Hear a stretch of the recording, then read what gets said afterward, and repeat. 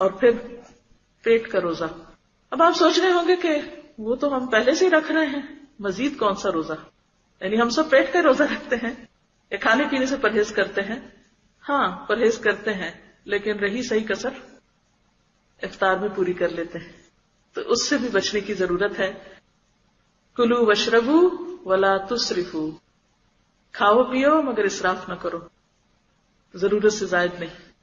اور پھر خاص طور پہ کھانا ضائع نہ کرو، کیونکہ ہوتا کیا ہے جو بہت زیادہ پک جاتا ہے، اب افطار کر کے جب پانی وانی ادھر ادھر کی چیز کچھ کھا لی، وہ کھانا نہیں کھایا گیا، وہ بچ جاتا ہے. تو عموماً کیا دیکھا گیا کہ رمضان میں کھانا بچتا بہت ہے، اور جب بچتا ہے تو بعض اوقات ضائع ہونے لگتا ہے. اسراف کیا ہے؟ کھانے کو ضائع کرنا، بچا کے پھینک دینا، گلنے سڑنے کے لیے چھوڑ دینا.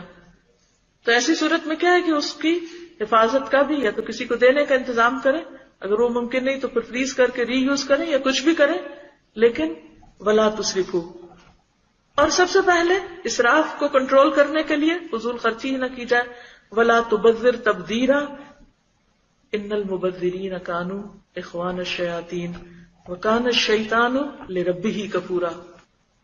اور اس کے علاوہ جب بھی لقمہ اٹھائیں اور کھائیں اور افطار کریں یا سحری کریں، سوچیں کہ یہ لقمہ حرام کا تو نہیں، سورس آف انکم جو ہے وہ حلال ہے. اور اگر نہیں تو خوب خوب اللہ سے دعائیں مانگے کہ یا اللہ تو ہمیں حرام سے نجات دے کر حلال عطا کر، اور ہمیں اپنے فضل سے غنی کر دے کہ انسان ایسے کسی فقر اور محتاجی کا شکار نہ ہو کہ جس میں وہ حرام لینے پہ مجبور ہو جائے.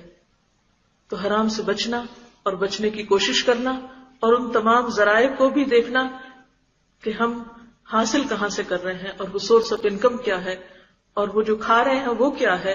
کیونکہ بعض اوقات ہم اس پر بھی بہت احتیاط کر لیتے ہیں، اچھا ہماری آمدنی حلال ہو، فائن حلال ہے، لیکن اس حلال آمدنی سے جو خریدتے ہیں جا کے اس میں حلال حرام کی پرواہ نہیں کرتے.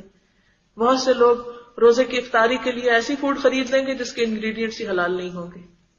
تو اس سے بھی بچنے کی ضرورت ہے، کیونکہ اگر ہم خریدنے کے معاملے میں غفلت کا شکار ہیں اور حلال حرام کی پرواہ نہیں کر رہے اور جو بھی ملا اٹھا لیا، اور یہ کہہ کے کہ یہ تو سب ریجیڈیٹی ہے اور یہ تو بہت باریکیوں میں لوگ پڑ گئے ہیں، نہیں، اس میں احتیاط برتنا بے حد ضروری ہے.